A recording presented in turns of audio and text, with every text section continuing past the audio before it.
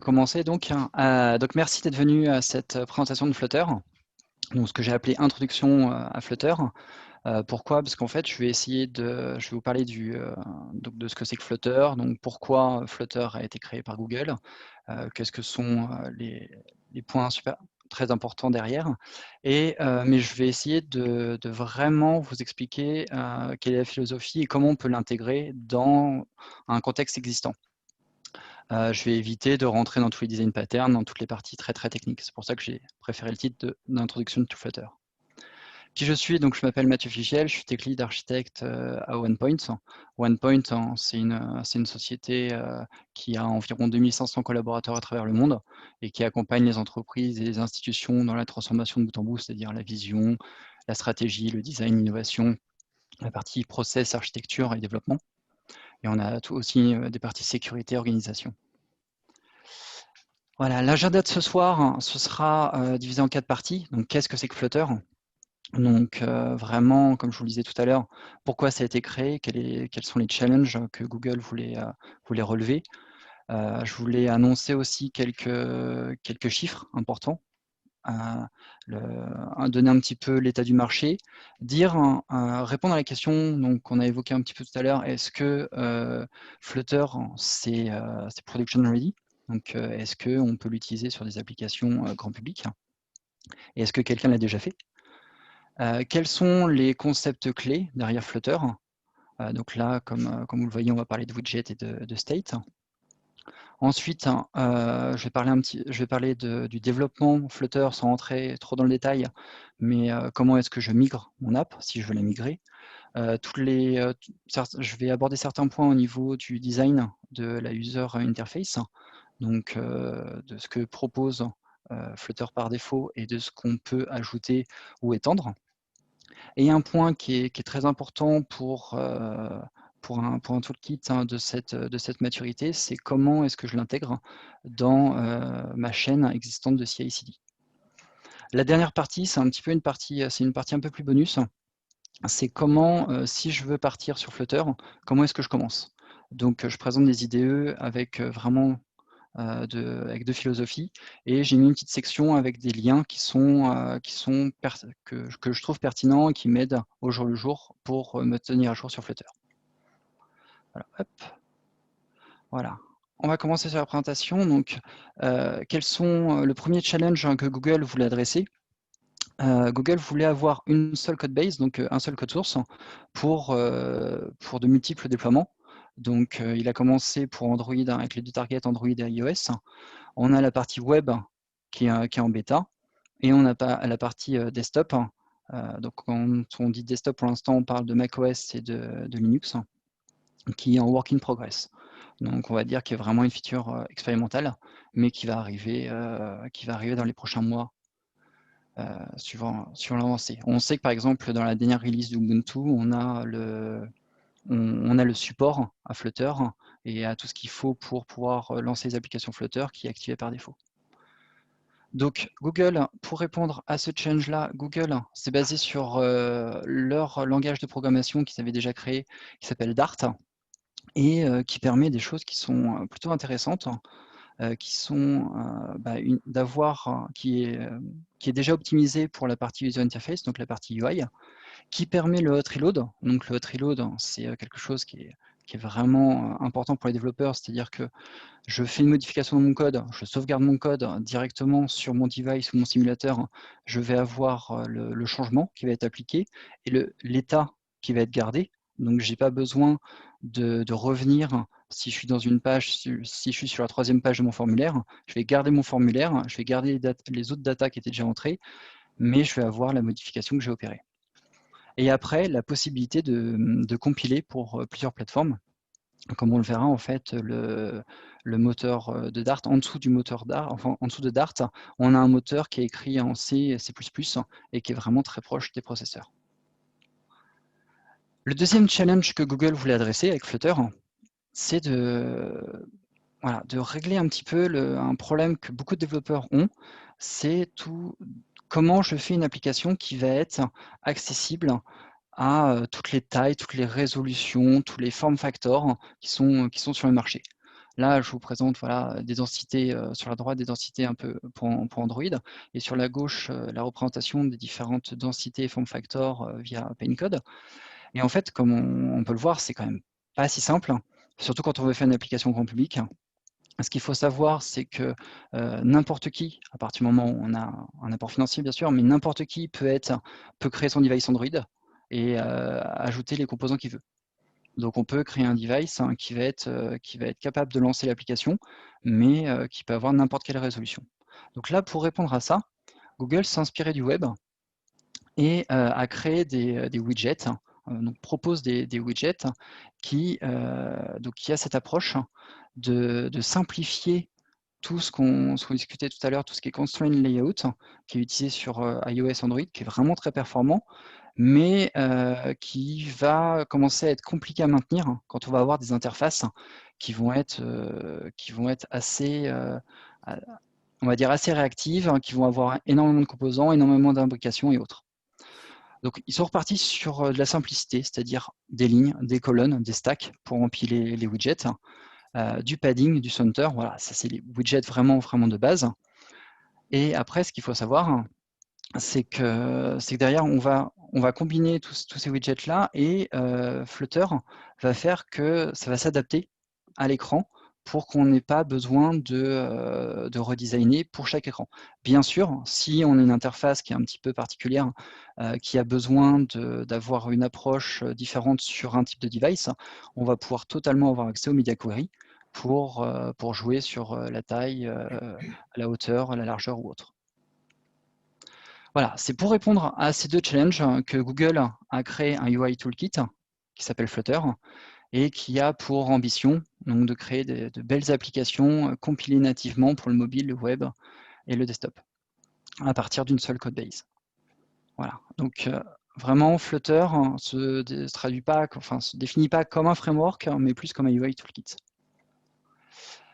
En tant que chiffres, les chiffres importants sur Flutter, un premier chiffre qui est vraiment marquant, donc on a déjà plus de 50 000 applications Flutter publiées sur le Play Store, donc c'est quand même pas rien.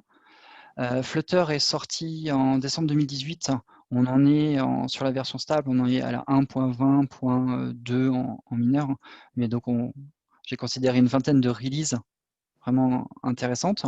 En avril, on avait déjà plus de 2 millions de développeurs.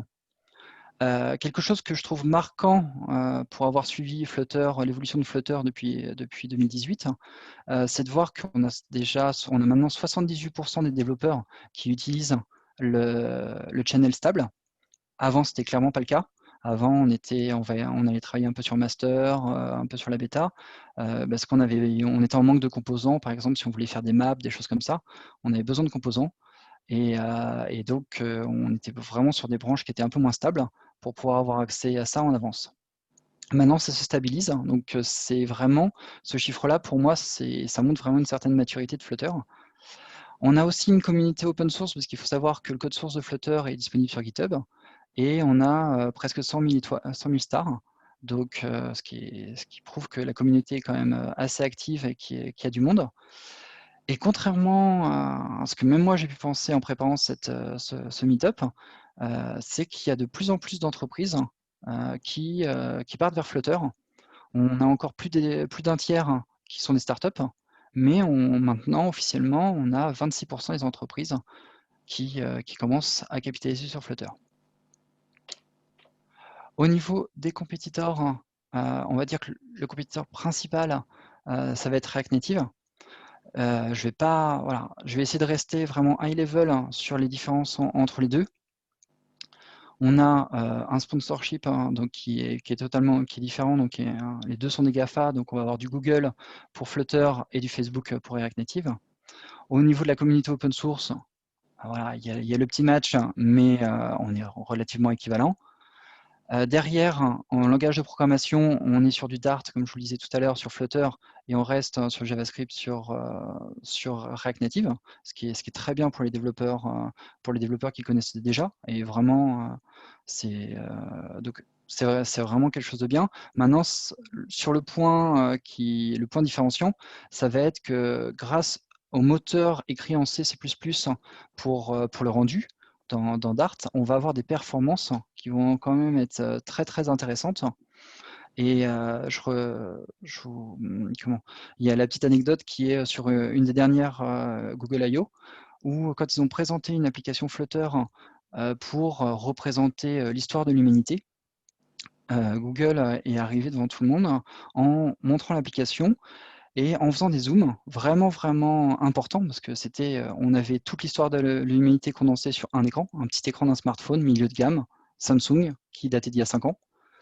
Il a fait juste un zoom, juste un pinch-in, un pinch-out, et directement, on avait des animations fluides, vraiment très belles, et avec directement, sans aucune latence, la bonne data qui était affichée. Et ça, c'est vraiment, quand on fait du développement hybride, quand on fait du cross-platform au moins, on sait qu'on n'a pas ce genre de rendu aussi facilement. Donc voilà, ça c'est une des grosses forces de Flutter.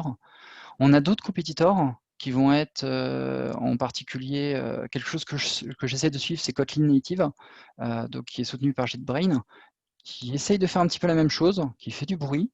Maintenant, je ne sais pas du tout où on va aller, mais je trouve l'initiative intéressante et à peu près dans la même optique, même s'ils n'ont pas la même force de frappe. Et après, j'ai envie de dire, on a les acteurs un peu plus historiques qui vont être Ionic, Xamarin, PhoneGap et autres. Une question qui est importante, c'est est-ce que je peux utiliser Flutter dans une application en production et est-ce que quelqu'un l'a déjà fait avant moi? La réponse, c'est oui. On a Flutter sur le site web, met en avant quelques showcases. Donc on a Google Stadia, donc la nouvelle application de Google pour streamer pour jouer à des jeux sur des devices. On a Groupon, on a Alibaba, on a Baidu, donc le Facebook chinois qui a capitalisé sur Flutter. On va avoir eBay.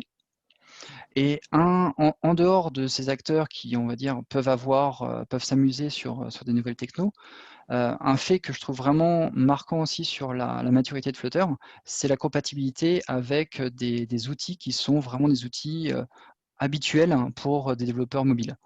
On va avoir une compatibilité, on va avoir des plugins et des compatibilités avec Amplify, qu'on a présenté dans un précédent meetup. On va avoir Firebase, on a Couchbase qui a des initiatives pour intégrer directement Flutter. Bitrise, Fastlane et Travis supportent officiellement Flutter. On a GitHub Action et on a même Adobe via Adobe XD qui permet de générer du Flutter directement depuis leur tool. Supernova fait la même chose. Voilà, donc voilà, c'est quelque chose que je trouve qui est vraiment marquant. On a des acteurs importants et derrière, on n'est pas nu si on veut pouvoir commencer à développer en Flutter. Au niveau des concepts, Au niveau des concepts importants, donc encore une fois, je vais essayer de ne pas rentrer trop dans le détail technique. Mais ce qui est important de voir, c'est que dans Flutter, pour simplifier, tout est widget. On ne va manipuler que des widgets. Donc là, ce que vous pouvez voir sur la partie droite, c'est un widget stateless. Donc j'ai vraiment essayé de faire simple. J'ai recréé une application de démo depuis Android Studio. Et en fait, de base, on va avoir un entry point dans notre application qui va être le main, qui va lancer l'app et qui va juste appeler un widget, myApp, qui est un widget.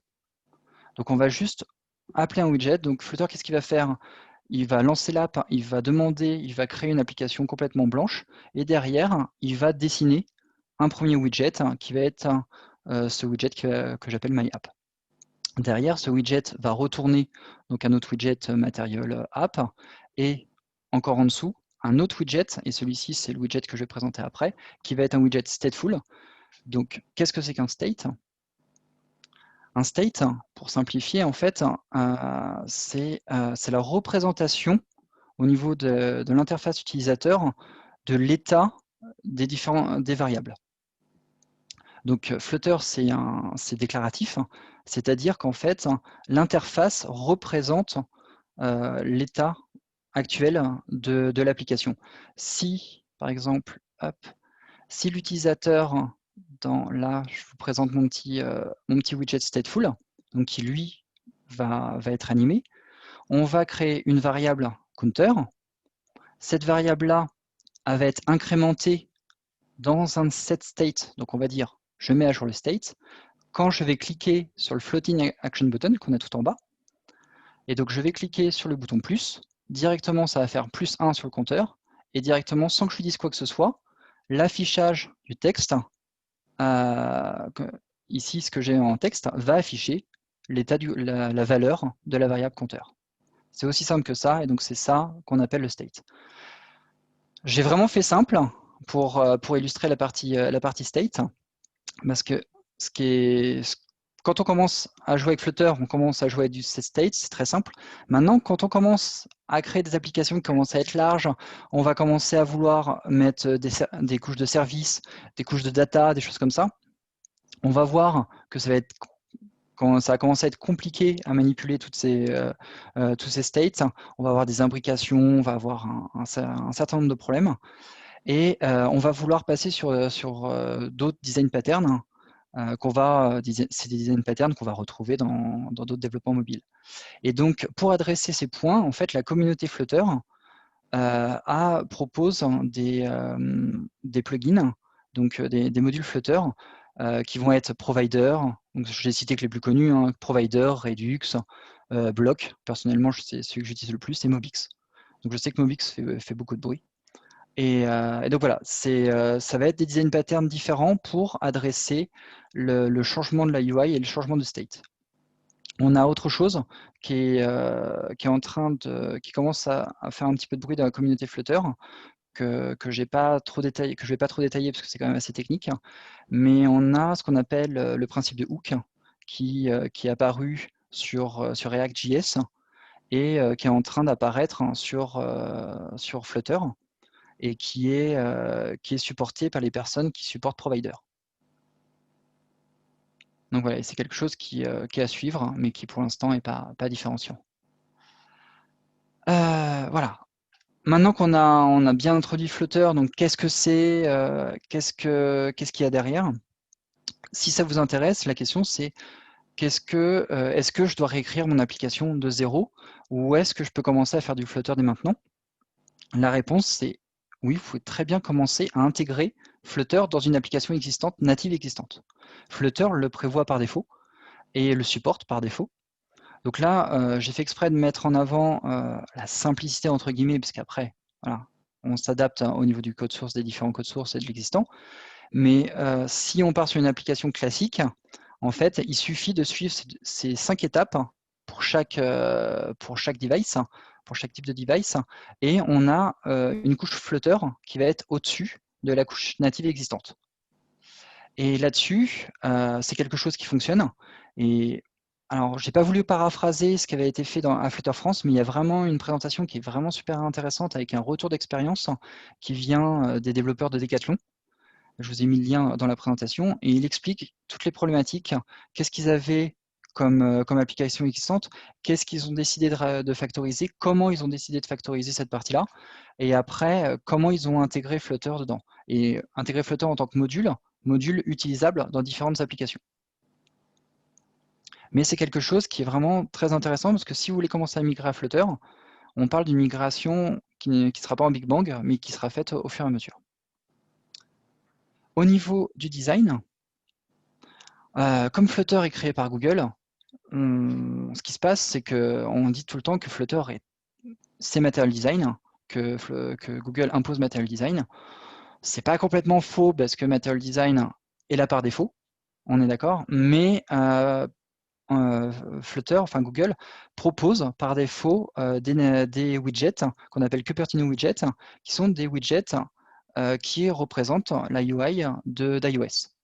Et donc, par défaut, quand on fait une application cross-platform, Android et iOS, si on utilise le constructeur adaptive, donc par exemple slider.adaptive et pas juste slider, et bien en fait, Flutter, quand il va compiler, il va regarder la target, et basé sur cette target, si c'est de l'iOS, il va utiliser les widgets Cupertino et il ne va pas utiliser les widgets matériels. Et ça, c'est super intéressant parce qu'on va rester, si on a une application native et qu'on veut rajouter du Flutter dessus, et ben on va rester dans la UI qu'on avait avec le natif. À côté de ça, comme tout est widget et qu'on peut vraiment tout étendre, on peut recréer une UI par défaut et un UI toolkit from scratch. C'est ce qu'a fait par exemple Idean avec Flutter Neumorphic. Et ils ont recréé vraiment un UI toolkit. Je vous ai mis le lien GitHub. Et on a pour chaque composant, on a un widget qui est directement adapté et avec un thème Neumorphic. Donc il n'a rien à voir avec du matériel ou du Cupertino. Donc pour résumer, Flutter est vraiment marqué Material Design, mais c'est pas obligatoire du tout. Hop, attendez, hop. Ensuite, une question qui peut se poser, comme je vous l'ai dit tout à l'heure, c'est comment est-ce que je peux intégrer Flutter dans ma CI/CD existante? Ce qui est bien, c'est que Flutter est arrivé avec un certain nombre d'outils et après a été très vite compatible avec des acteurs majeurs du marché. Donc, pour la partie qualité du code, Flutter arrive avec le Dart Analyzer. Donc, Dart arrive avec le Dart Analyzer qui permet justement de configurer les règles qu'on veut appliquer et après donc, nous donner les informations de qualité. On va avoir un plugin qui est un plugin de la communauté, un plugin SonarCube qui va permettre d'analyser et d'avoir vraiment un retour sur la partie des tests, des issues, du test coverage, de la complexité et autres, directement dans SonarCube et intégré dans notre CI.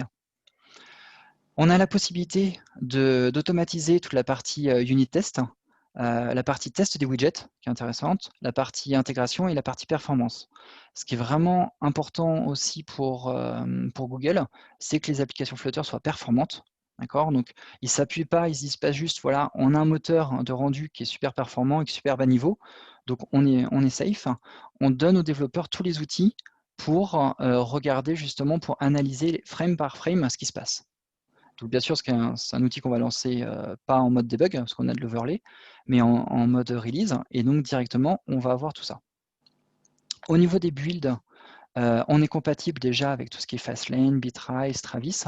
On peut continuer à utiliser les flavors d'Android, les targets sur iOS, et on va avoir justement un déploiement pour un environnement de production, pour un environnement de prod, qui va se faire comme ce qu'on avait avant. Donc on a juste à rajouter les bons stages qui vont bien pour intégrer Flutter, et on a notre CI qui va continuer à fonctionner. Sur la partie test end-to-end, vu qu'on est sur du natif à la fin, on peut toujours continuer à utiliser notre Firebase Test Lab, notre Bitbar ou notre AWS Device Farm. Voilà. Donc voilà, c'est ce que je voulais montrer par ce slide, c'est que quand on peut directement développer dans une entreprise et intégrer Flutter à notre CI et continuer à travailler comme on travaillait avec la même qualité et le même delivery. Je vais passer donc sur un des derniers slides. C'est parce que hop, j'arrive à la fin du temps. C'est les IDE. J'ai voulu faire un petit focus dessus. Pourquoi? Parce que si ça vous intéresse de commencer à Flutter, voilà, avant de vous lancer directement dans le code avec un Visual Studio Code ou avec un Android Studio, ce qui est intéressant de savoir, c'est que le Studio Supernova, ou Adobe XD propose par défaut de créer des UI donc juste avec la souris. Donc c'est du drag and drop où on peut faire un import directement depuis un sketch. Et directement, donc avec la formule gratuite, on va avoir de la génération de code Flutter. Donc si vous voulez commencer à jouer un petit peu dessus, si vous voulez commencer à apprendre, à voir un petit peu comment on peut customiser, comment est-ce que le code est lisible quand on veut vraiment refaire nos composants avec des UI qui ne sont pas du matériel, qui ne sont pas du Cupertino, voir un peu ce que ça donne. Vous pouvez très bien jouer avec sans avoir besoin d'installer tout un environnement de développement. Donc ça, c'est plutôt intéressant si vous voulez faire une première analyse. Clairement, pour faire de la production, moi, je ne joue pas du tout avec.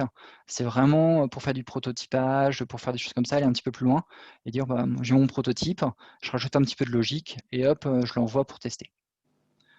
Voilà, ça, c'est les IDE et les studios.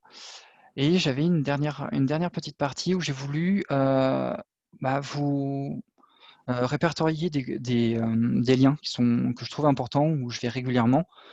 pour, par exemple, si j'ai besoin de récupérer un nouveau package, bah, je vais regarder sur le pubdev ce qui se passe. Donc ça, c'est pour les parties officielles.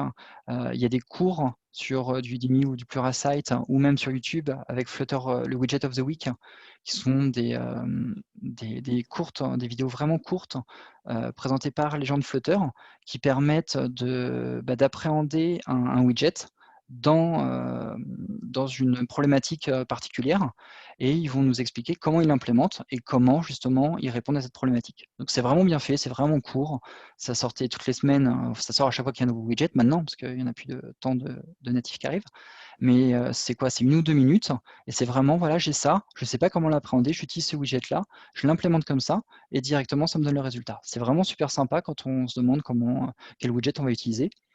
Et après, il y a des groupes qui sont assez intéressants de la communauté Flutter, qui vont être sur Medium ou sur LinkedIn. Et donc là, on va pouvoir voir un petit peu tout ce qui se passe. Voilà, je ne sais pas si vous avez des questions. J'ai essayé de rester en 20 minutes. Super, Pas mal de merci formations. Mathieu. Merci beaucoup pour ça. Donc, ouais, il y a des questions pour Mathieu? Ouais, moi je suis vachement intéressé par Flutter et donc j'ai pas mal de questions parce que j'envisage peut-être de l'utiliser pour un nouveau projet et j'ai pas mal de questions sur justement sa maturité et est-ce que c'est un bon choix pour aller en prod. Euh, bon, c'était une super presse d'introduction et de présentation, mais je reste un peu sur ma faim sur tes retours perso à toi, Mathieu. Mais retour perso à moi? Tes retours, ouais, qu'est-ce que vous avez fait avec? Vous êtes en prod, vous avez beaucoup d'utilisateurs, c'est stable, vous avez eu des soucis? Personnellement, donc j'ai fait surtout des applications d'entreprise, et j'en ai certaines qui sont encore utilisées.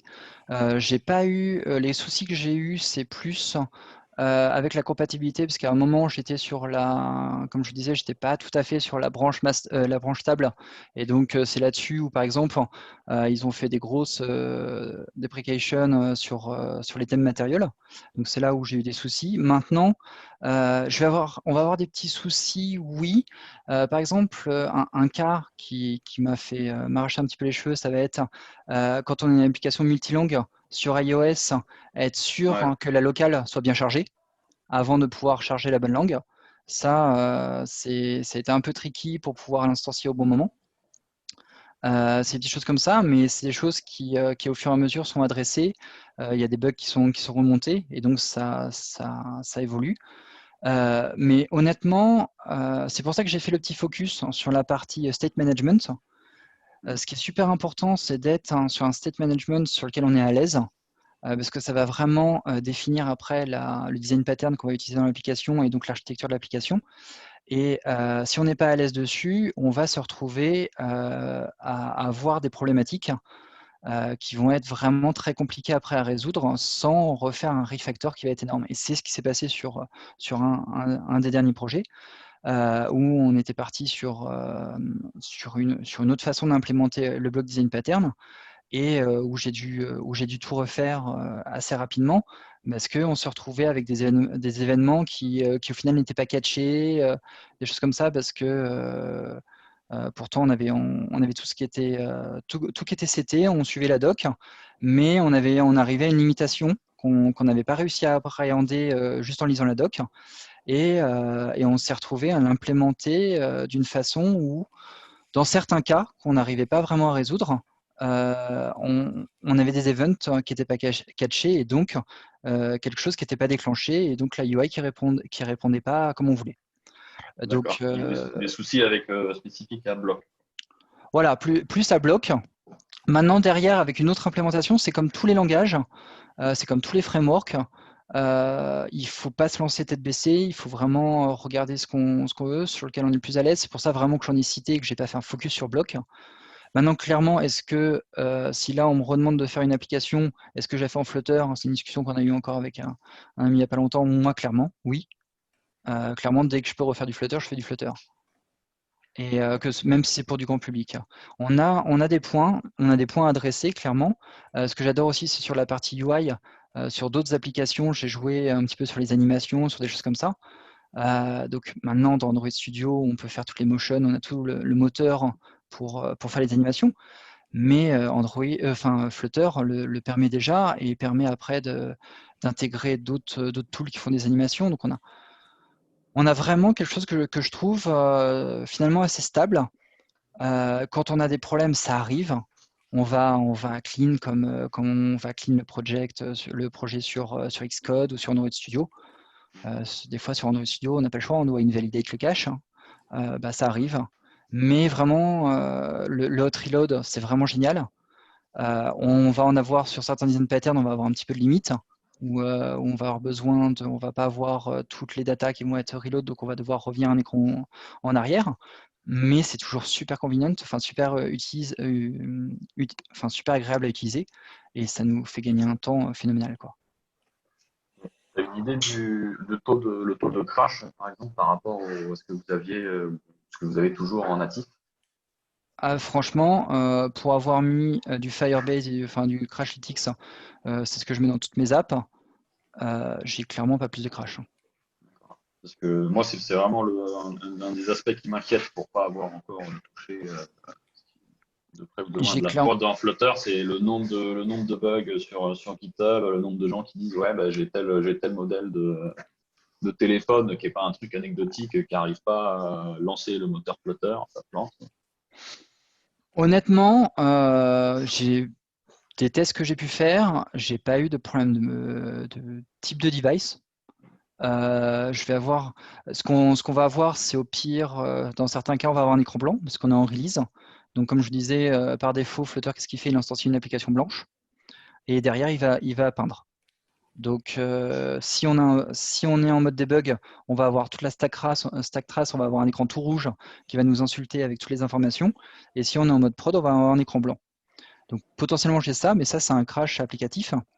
Et c'est rare, mais ça m'est arrivé, je crois, une fois où j'ai galéré vraiment à le résoudre. Mais sinon, et c'était un problème plus d'implémentation qu'un problème de Flutter, quoi. On a des petits bugs, on a des petites choses qui peuvent arriver. Ce qui est important, et pour moi, pour l'instant, a toujours été résolu très rapidement. Et honnêtement, c'est sorti en décembre 2018. Donc je sais plus, c'est sorti le 16 ou quelque chose comme ça. J'ai commencé quelques jours après. J'ai passé mon Noël dessus et depuis, même si je suis clairement pas que ça, mais dès que je peux faire quelque chose, je le fais en Flutter, quoi. Et tu as essayé un peu le web? Le web, c'est pas fluide. Non, le web, pour l'instant, c'est pour jouer. C'est pour s'amuser. Maintenant, on commence à avoir le support de modules ou autres, mais ça reste. Pour moi, c'est pas la target du tout pour l'instant, quoi. Moi, je considère pour l'instant Flutter comme du mobile. Honnêtement, pour l'instant, web et desktop, ça va être bien, parce que vraiment, leur target, c'est de pouvoir adresser n'importe quel écran. C'est pour ça que j'ai mis le focus sur les challenges. C'est ce que je voulais vraiment dire, ça, c'est que la target de Flutter, c'est de dire, même si je suis sur un écran dans un magasin, sur un frigo, sur un téléphone dans une voiture, je sais l'adresser. Le jour où le web sera stable, ce sera quand même un gros avantage pour les jeux. Oui. Les jeux 2D, par exemple. Alors, je vais essayer de passer les questions de quelqu'un d'autre, Sébastien, ça te dérange pas. Est-ce qu'il y a quelqu'un d'autre qui a une question par hasard? Oui, moi je voudrais savoir si on peut accéder au périphérique Bluetooth et à l'USB sur Android. Alors USB, j'ai pas testé, mais je vois pas de problème. Par contre, Bluetooth, oui, j'ai essayé, j'avais aucun souci. Je fais une application, un petit POC pour un ami justement qui avait un use case sur du Bluetooth. Et vraiment aucun souci, on récupère le son, on sait choisir l'appareil Bluetooth sur lequel on va l'envoyer. Voilà, alors je ne connais pas votre use case exact, il faudra creuser. En fait, j'ai développé une application en React Native qui récupère des données d'un oxymètre Bluetooth ou USB. Et voilà, je me demande si ça aurait été possible de le faire en Flutter, en fait. Alors moi, quand je parlais Bluetooth, j'étais plus sur un device audio Bluetooth. Ah oui, non, là, c'est vraiment pour capter des données. Alors, vu qu'on a accès à l'API native, j'ai envie de dire que c'est faisable. Maintenant, c'est quelque chose que j'ai pas creusé. Je pourrais regarder, si vous voulez, je pourrais regarder et revenir vers vous. Oui. Mais de base, hein, c'est la promesse de Flutter, c'est d'avoir accès justement à l'API native. et de manière vraiment native. Ce qu'on n'a pas, ce que j'ai pas évoqué, c'est que si, par exemple, on a un SDK d'un vendor, par exemple, je prends souvent l'exemple des Estimotes. Je ne sais pas si vous connaissez, c'est les petits beacons. Et en fait, la dernière fois que j'ai regardé, il n'y a toujours pas de SDK Flutter officiel. Et ben en fait, on a ce qu'on appelle le méthode channel, qui permet en fait de faire une sorte de bridge entre le natif. Donc, on implémente le SDK du vendor et on fait un bridge entre la UI en Flutter et le natif. Et donc, si ça existe en natif, donc fourni par le vendeur, on saura le matcher à du Flutter. On récupère les informations natives et on le transfère à Flutter. Ok. Dernière question, est-ce qu'on peut s'interfacer avec des librairies C++, enfin du code compilé, code C++ compilé en fait? J'ai envie de dire oui, parce que on considère, alors on est sur du NDK plus que sur du SDK sur l'Android, mais c'est ce qu'on considère comme du natif. Donc, il faut voir comment est fait votre projet. Par exemple, il peut y avoir certaines limitations, mais de base, comme c'est pris en charge nativement sur les deux plateformes, moi je parle sur Android et sur iOS, je vois pas de... ça, j'ai jamais fait, mais je vois pas comme ça de problème, quoi. Okay. C'est à tester encore une fois. Merci. On a une question de Jonathan dans les commentaires qui demande: existe-t-il des bonnes pratiques dans Flutter pour garantir la bonne évolution de nos widgets et minimiser le refactoring? C'est toujours une grande question et c'est pas qu'en Flutter, j'ai envie de dire. Et c'est pour ça que j'ai évoqué, alors vraiment juste évoqué, parce qu'encore une fois, c'est pas encore officiel, j'ai évoqué j'ai envie de dire ce qui s'est passé sur React.js et les problèmes justement avec tout ce qu'on appelle, alors là c'est un peu technique, mais toutes les classes mixin et autres, et où on se retrouvait à avoir du code qui était vraiment très difficilement maintenable et où on avait même des problèmes de compatibilité, enfin comment dire, on avait des classes, des mixins qui allaient se chevaucher, qui potentiellement retournaient la même valeur, alors que ça aurait dû être deux valeurs différentes. Je pourrais vous renvoyer les articles si vous voulez de React.js, et c'est pour ça que React, pour factoriser ce code-là, a mis en place le principe de hook. Et c'est ce que la communauté Flutter a l'air de vouloir pousser. D'accord ? Maintenant, ça reste la communauté. C'est clairement pas encore officiel. Mais comme le dit clairement Flutter, il s'est vraiment inspiré dans son approche de React.js, il y a des chances qu'on arrive à quelque chose de similaire. Et encore une fois, ceux qui poussent, c'est ceux qui ont fait Provider. Et ce qu'on fait Provider, c'est un des patterns les plus, enfin des state management qui est le plus utilisé. Donc voilà, j'ai envie de dire, si on a une application complexe, si on veut être sûr de pouvoir la maintenir très très longtemps, déjà il faut partir sur un design pattern, enfin, sur un state management qu'on va vraiment comprendre, qu'on va vraiment éprouver, qu'on va vraiment maintenir et documenter. Et après, faudrait commencer à regarder, si on sait qu'on va garder l'application sur un très grand long terme, commencer à regarder le principe de hook pour voir si on ne peut pas commencer à factoriser cette partie-là. Ok, cool. C'est marrant de voir à quel point tous les frameworks en ce moment convergent un peu dans la même direction avec le reactive, les hooks et tout ça. Et de voir que c'est les mêmes concepts qui ressortent un petit peu partout dans ces frameworks. Est-ce qu'on a une autre question? Et on fera peut-être ça, une dernière question, et après on fera une tentative d'essayer la fonctionnalité des breakout rooms de Zoom pour voir si on peut discuter en groupe un petit peu plus petit. Est-ce qu'on a une dernière question? Alors, si personne se lance, moi, je veux bien en poser une. Mathieu, merci pour la présentation, bien sûr. Mais ma question est simple, en fait. Est-ce que Google assure la maintenance des widgets, en fait? Comment ça se passe au niveau maintenance? Parce que moi, il y a 6 mois, j'ai essayé de me lancer dans Flutter sur un projet commercial. Et j'avais besoin d'un widget d'une map, en fait.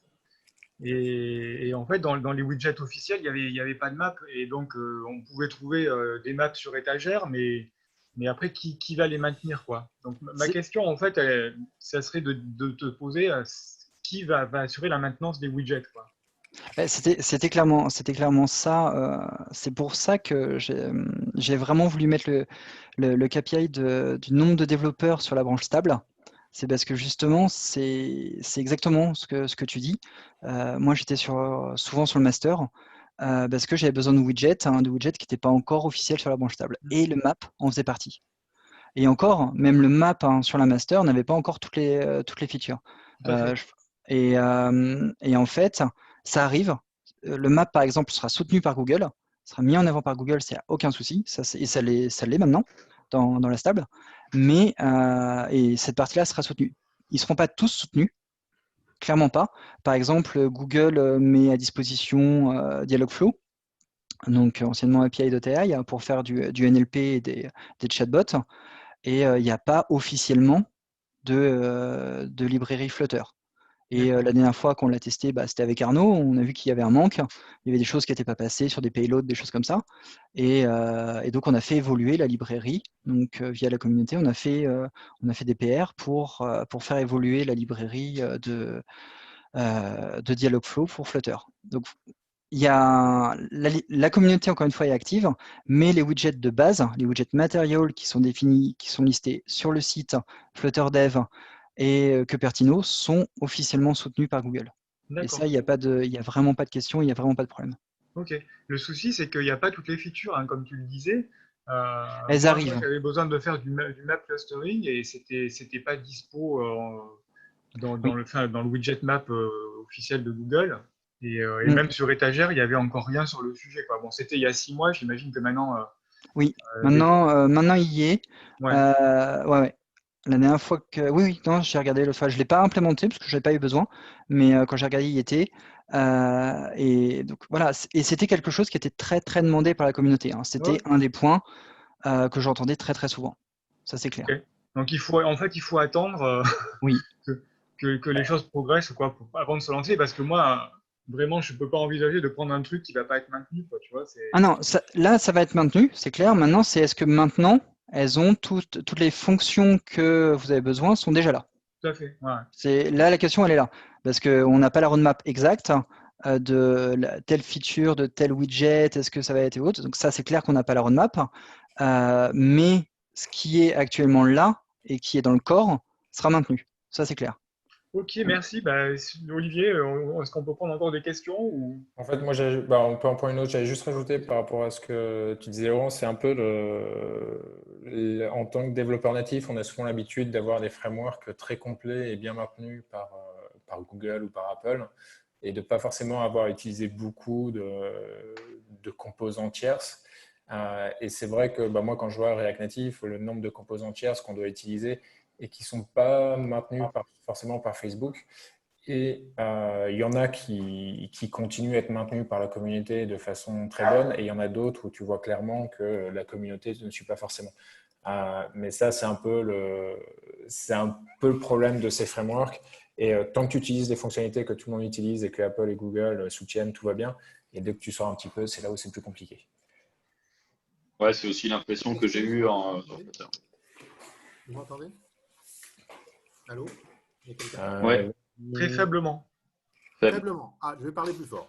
Je voulais savoir si moi je développe des applications mobiles, mais de gestion avec des scanners, RFID, code barre et tout.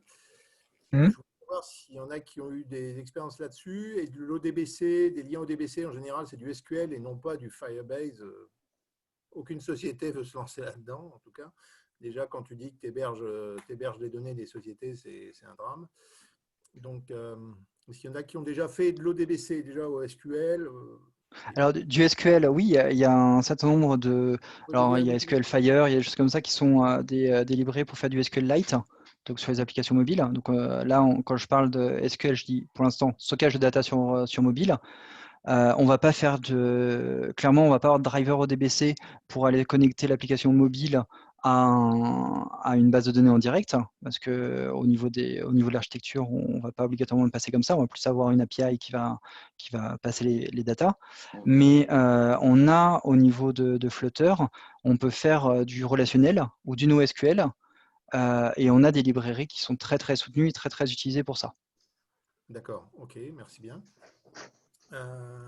Et puis la deuxième question, est-ce que vous avez utilisé des SDK déjà de Datalogic, de Zebra. Enfin, je sais que Datalogic n'a pas sorti, Zebra a sorti plus ou moins une API, puis Honeywell en a sorti lui son truc. Mais J'ai pas fait du tout de RFID dessus. code barre déjà, sans faire de la RFID. Oui, oui, alors code barre et scan de documents, oui, dans un dernier projet. Et donc j'ai utilisé, alors c'était plus détection de documents au final, parce que ça faisait aussi code barre, ça faisait autre, mais ça faisait aussi Et par la détection de caméra. documents. Par la Ouais, caméra. via la caméra. Ah oui, d'accord. C'est détection de documents, crop et autres. Et c'était via GenuScan. D'accord. Ok. Et ça marchait très bien, hein. Il y a eu des bugs. Clairement, il y a eu des bugs qu'on a remonté à GenuScan. Et c'est le vendor, hein, l'application, le SDK est payant, donc il est soutenu par le vendor.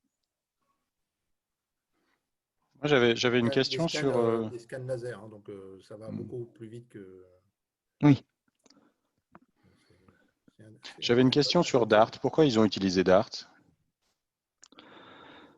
Et puis ça fait encore un nouveau langage à apprendre. À la fin, on se demande si à chaque fois qu'il y a un nouveau truc, il y a un nouveau langage, quoi. Alors, après, il y a là-dessus, en fait, hein, ils ont créé Dart. Alors, une des histoires que j'entends, c'était que pour créer Dart, qu'est-ce qu'ils avaient fait? Ils avaient repris, en fait, c'est l'équipe qui était derrière Chrome, qui s'est dit, voilà, je veux faire du rendu de la UI, mais j'en ai marre d'avoir en bagage du legacy et qui me plombe les performances et qui m'utilise énormément de RAM, qui fait beaucoup de choses, et j'ai besoin d'avoir un vrai moteur de rendu. Et donc, ils ont enlevé tout ce qui était ancienne techno, et ils ont implémenté ça ils ont créé un moteur qui utilise que les dernières technologies. Et donc, le moteur, l'historique, enfin, une des histoires que j'ai entendues derrière l'historique du moteur, c'était celle-là. Et derrière, alors, je ne sais pas dire pourquoi ils sont partis sur Dart exactement, mais ce qui est intéressant, c'est qu'ils réimplémentent donc avec les nouvelles technologies, comme disait Olivier, c'est vraiment des technologies qui sont trend, qui sont utilisées par beaucoup d'autres frameworks, et qui permet en fait, comme ils réimplémentent tout et qui gèrent à la fois la partie langage de programmation et la partie rendu, ils peuvent avoir un développement en parallèle et assurer toute la partie performance et la partie compatibilité et interopérabilité pour le déploiement cross-platform. Et maîtriser la chaîne de bout en bout, j'ai envie de dire, c'est un peu ce que fait Apple, et c'est pas complètement bête non plus, quoi. D'accord. Il faut savoir que sur certains projets comme ça arrive aussi qu'il y ait des langages qui soient construits en interne et qui soient imposés à certains projets. Je ne sais pas si c'était le cas là ou pas, mais dans les grandes boîtes, ça peut arriver aussi. Ça peut tout à fait arriver, quoi. Ah oui, clairement, chez Google, il n'y avait pas grand-chose d'autre de dispo comme un langage à peu près moderne à cette époque-là. Ouais, mais à l'époque, ils avaient testé de faire quelque chose, ils avaient lancé une initiative il y a quelques années où ils voulaient faire du Java, et basé sur du Java, justement, créer quelque chose qui soit cross-platform. Et au final, donc j'ai plus le nom, mais ils avaient annoncé ça à un moment sur une Google I.O. Avant Kotlin, alors. Largement avant Kotlin. Ouais. Et au final, ça n'a pas vraiment pris. Et derrière, Flutter est arrivé. Donc peut-être que c'était ça, peut-être que les prémices étaient basées sur du Java et qu'en interne, ils ont imposé Dart. En tout cas, honnêtement, à part certains petits manques quand on vient du monde Java, sur des enums, sur des choses comme ça, où tu vas galérer à faire des petites choses, où tu vas être obligé de refaire des toString, des choses comme ça, pour juste avoir des valeurs. Voilà.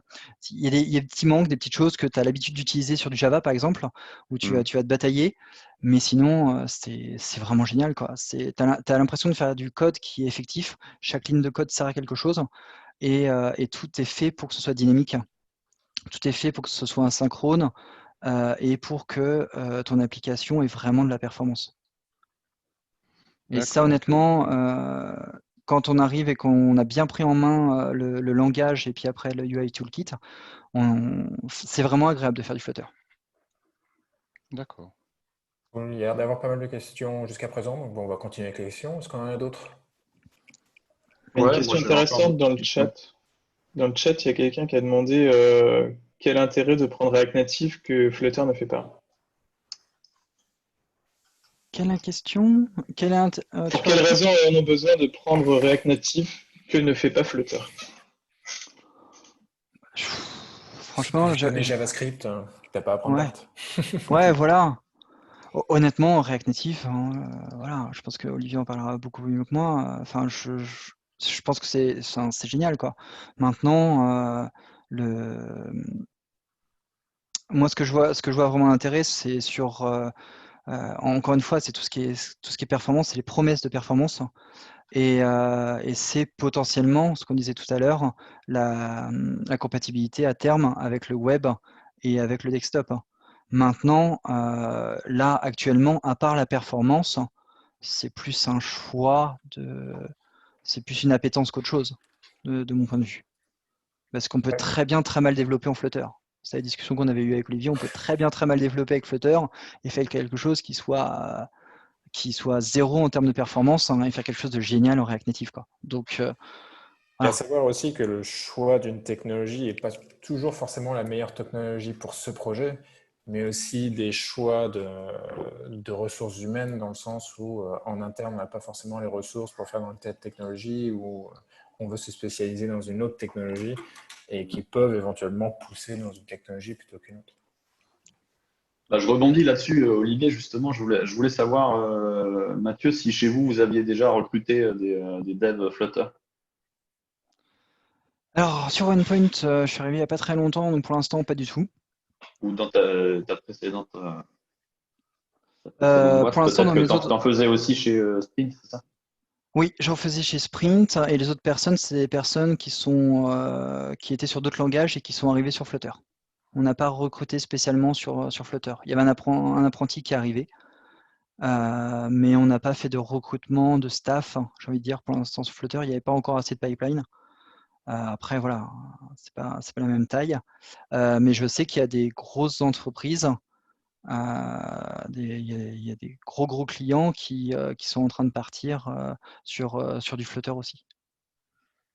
Dans le secteur, enfin, dans des secteurs qui sont vraiment où il faut qu'il y ait une grosse fiabilité. Ouais, parce qu'aujourd'hui, bon, ok, il y a 50 000 applis, mais dans le tas, il y a énormément de trucs minuscules. Et les grosses applis vraiment emblématiques, on a quand même toujours du mal à en trouver faites en Flutter, quoi, je trouve. Tu as commencé à regarder pour un développeur, toi, Sébastien, ou pas, pour ton projet Flutter? De loin encore. Regardez, enfin, il y a les applications, il y a encore une fois, essayez de regarder le retour d'expérience de Decathlon, que je trouve vraiment intéressant, parce qu'il explique vraiment ce qu'ils avaient derrière, comment ils sont arrivés dans Flutter, comment ils ont commencé à l'intégrer et autres. Et je trouve que c'est vraiment probant. Et, Ouais, je regarderai. et à côté de ça, donc, au niveau des autres entreprises, oui, c'est vrai que c'est pas encore, il n'y a pas encore de grosses applications qui sont sur le marché en Flutter, mais comme on le voit maintenant, on est presque à un tiers de startups et un tiers d'entreprises qui sont sur du Flutter. Donc ça monte. Je pense qu'il faut le temps. Tout le monde ne va pas faire de showcase non plus en disant que j'ai rajouté une stack Flutter sur leurs applications, donc je suis pas sûr qu'on ait accès à tout. Il y a des choses. C'est une info que tu peux avoir sur Android, c'est assez sympa. Tu as une appli qui s'appelle Add-ons Detector. Donc tu Ouais, t'amuses à installer tous les gros ou les petits ou ce que tu veux.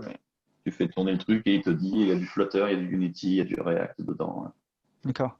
Un des points que j'ai pu avoir qui va peut-être aussi booster un petit peu Flutter, c'est un des clients qui avait des problèmes justement avec avec Cordova et la UI qui est utilisée de base dans Cordova qui sera plus, dont Apple ne supportera plus les mises à jour. Et donc qui va peut-être faire que certains clients vont sauter le pas et partir sur du Flutter. C'est qu'il y a un gros réseau social là, qui est en cours de développement par un ami pour un client assez sérieux et qui est fait en Flutter. C'est un très gros réseau social, quoi, concurrent d'Instagram et tout. D'accord. C'est une grosse app à plusieurs millions d'abonnés. Enfin, Et donc, plusieurs millions de téléchargements, quoi. On a ils quand font même quoi? Baidu aussi. Ils recodent from scratch ou ils ajoutent des écrans Flutter? C'est une nouvelle app. C'est une nouvelle app complètement qui a été refaite, enfin, qui a été faite from scratch d'un nouveau réseau D'accord. social qui va sortir bientôt. Mais... Ok. Intéressant. Cool. D'autres questions? Oui, j'en ai une, vous m'entendez? Oui. Donc, je ne connais pas du tout Flutter. Je Est-ce qu'il y a des limitations? Est-ce qu'il y a des choses que l'on peut faire sur une application native, donc Android Java, qu'on ne peut pas faire sur du Flutter? Accéder aux caractéristiques du téléphone, des fonctions natives, est-ce qu'il y a des limitations? Parce que Non. De base, justement, le but, hein, c'est justement d'avoir accès à tous les API natifs. Donc, c'est d'avoir accès à tout ça. Ouais. Donc, il n'y a pas de... Je dis, il peut y avoir des petits problèmes. Moi, des choses que j'avais eues, c'était vraiment le fait de récupérer la locale pour pouvoir traduire mon application sur iOS. Ça n'a pas été si simple. Voilà, j'avais dû mettre un petit peu en stand-by le chargement de l'application. Enfin voilà, j'ai dû faire un truc un petit peu tricky en attendant que ce soit bien fixé, parce que j'avais des petites limitations là-dessus, mais c'est vraiment quelque chose qui maintenant est fixé et qui est ponctuel. Je sais pas si c'est encore vrai, je sais qu'avant, c'était vraiment qu'un moteur de rendu 2D, il pouvait pas faire de 3D. Alors je sais pas si c'est résolu. Mais... Ouais, je pense que la 3D, ça sera jamais. C'est vraiment pas le cœur, la cible, quoi. Je pense que ça marche. Après, c'est vraiment pas la target, non. ça peut être une limitation si on veut faire. D'accord. Je sais que nous, on avait fait une appli, on avait dû intégrer une petite partie en Unity pour avoir de la 3D sur une appli iOS, pour pouvoir faire tourner des salles et tout. Enfin bon, après, ça pouvait se faire en natif aussi, mais des fois, il y a des use cases. Ça peut... Le seul truc que je rajouterais par rapport au fait effectivement qu'on peut accéder aux API natives, donc c'est un peu comme React Native, donc on a toujours tendance à dire si on peut le faire en natif, on peut le faire en React Native, on peut le faire en Flutter. Et c'est vrai, mais le bémol que je rajoute dessus, c'est que ça veut dire maintenant il faut un développeur qui fait du Dart, qui fait de l'iOS et qui fait de l'Android. Et donc ça complique un petit peu les choses au niveau du développement. Donc il faut juste bien garder ça en tête. C'est tout à fait ce que j'allais dire, Olivier. En fait, c'est que si tu pars pour écrire des morceaux en natif, tu te tires une balle dans le pied, quoi. Ça sert à rien d'avoir. Pas forcément une balle dans le pied, mais il faut juste en être conscient qu'il est possible qu'il faille que tu ailles soit modifier des composants qui sont faits par la communauté, qui n'ont pas été mis à jour ou qui n'ont pas la fonctionnalité dont tu as besoin. Et dans ce cas-là, il est possible que tu mettes les mains dans du code en React Native, tu mettras du code dans l'Objective-C côté iOS et en Java côté Android. Mais du coup, tu as une double maintenance et tu perds un peu l'intérêt d'avoir un code unique. Hein. Alors honnêtement, pour l'instant, j'ai jamais eu à le faire. Excuse-moi Olivier, je te coupe. Vas-y. Honnêtement, pour l'instant, j'ai jamais eu à le faire en Flutter. Et pour répondre à la problématique des librairies, on va dire third part de la communauté, alors Flutter a mis quelque chose en place. Alors pour l'instant, ça reste encore à être éprouvé et je vois que le système évolue. C'est vraiment sur chaque module qu'on a sur le pub.dev, on va avoir des notes de savoir si c'est maintenu, si c'est utilisé avec le nombre de downloads et autres, et si s'il y a eu des bugs, des choses comme ça. Donc la disponibilité. Donc c'est vraiment quelque chose que Flutter adresse. Et après, ce que va faire Flutter dans certains cas, c'est de définir qu'un plugin, qu'un module va être, c'est Flutter Favorite. C'est-à-dire qu'il s'est mis en contact avec le développeur, qui est un développeur qui n'a rien à voir de base avec Flutter, mais où ils ont des garanties que ce module-là va être soutenu. Et c'est quelque chose qui, voilà, moi quand j'avais le choix, j'avais besoin par exemple d'accéder à des caméras, des choses comme ça, qui n'étaient pas obligatoirement, enfin faire des choses sur des fichiers, des choses comme ça, qui n'étaient pas obligatoirement disponibles dans les widgets natifs, qui étaient différenciants dans mon choix de module. Et j'avais pas besoin dans ce cas-là de mettre la main dans le code du natif, c'était directement via ce module-là. Donc quand je recompilais, il fallait que je refasse un pod install. Enfin, il voyait qu'il y avait un changement, donc il refaisait le pod install pour la partie iOS et autres. Mais tout ça fonctionnait sans aucun problème. Et j'avais accès à la nouvelle version, à la nouvelle API native, sans avoir à développer du natif, quoi. Est-ce que vous avez déjà ou vous connaissez quelqu'un qui a ajouté de la publicité dans une app Flutter? Je reconnais bien Sébastien pour cette question. Pas du tout, honnêtement, pour l'instant, moi non, c'est un gros sujet parce que de ce que j'ai vu pour l'instant, le support est pas terrible. Tu as besoin de plein de SDK publicitaires quand tu veux bien diversifier ta monétisation, et il y en a encore plein qui ne supportent pas du tout Flutter et tu es obligé de bidouiller pour afficher tes pubs. Ouais, sûrement. J'avoue que c'est une problématique que j'ai jamais adressée même quand je faisais du natif.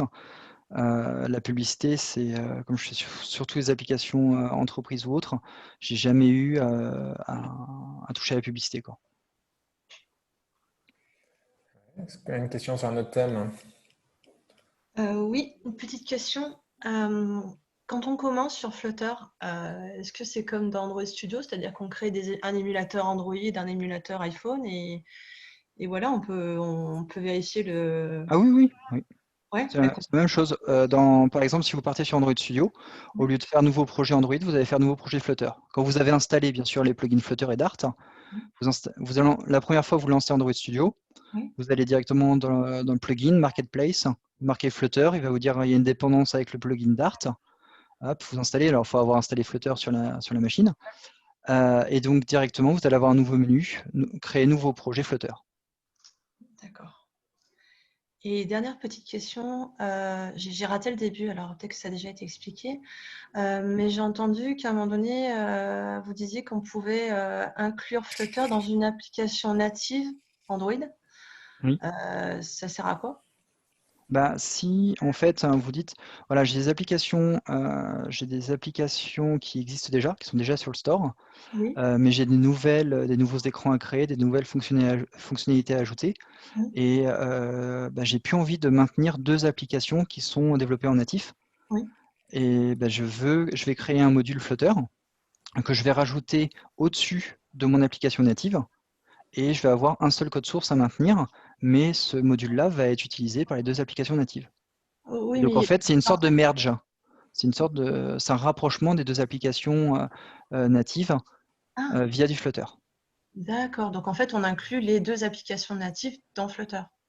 Non, on inclut Flutter dans les applications natives, mais le module qu'on développe est commun. On n'a pas à le développer une fois pour Android, une fois pour iOS. D'accord, ok.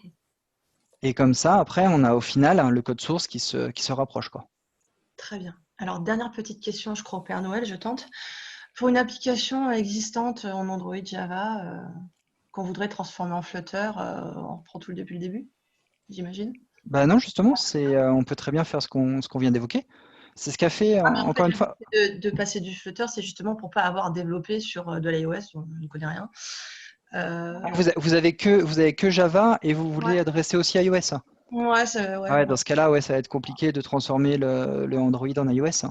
Ouais, non, mais justement, en Flutter, je me suis dit peut-être qu'il y aurait des projets qui viseraient à traduire ces codes Android, Java, j'en sais rien, vers du Flutter. Jamais. C'est pas du tout les mêmes architectures, donc c'est compliqué, quoi. C'est pas le même type de UI, c'est pas le même type. Après, à maintenir et autres, ça va être compliqué, quoi. C'était par Google, on ne saurait plus. C'était la question pour le Père Noël. Hein. Si seulement. Et justement, Mathieu, sur ce thème d'intégrer du Dart dans les applications natives, dans l'idée de migrer, est-ce que tu as eu des retours d'expérience? Et la raison pour laquelle je te pose cette question, c'est qu'une des grandes boîtes qui faisait du React Native, qui était Airbnb, si je me souviens bien, est parti justement à cause de ce problème, parce qu'ils avaient des applications qui étaient hybrides justement avec du React Native et du natif, et qu'ils en étaient arrivés à la conclusion que c'était trop la merde à maintenir. Donc je suis curieux si tu as entendu de retour d'expérience par rapport à ça avec Flutter. Honnêtement, pour l'instant, c'est pour ça que je reviens à chaque fois sur la partie avec la partie Decathlon. C'est la plus grande entreprise que j'ai vu le faire. Ouais. Pour l'instant, autour de moi, c'est plus des entreprises qui vont repartir sur Flutter. Et donc c'est vraiment eux, pour moi, qui étaient vraiment précurseurs à ce niveau-là. Donc j'ai pas eu de positif, d'écho positif ou négatif de ce côté-là, quoi. À part ce retour que je trouve bien fait, quoi. Ouais. Bon, on ira voir la vidéo. Ouais, d'autres questions?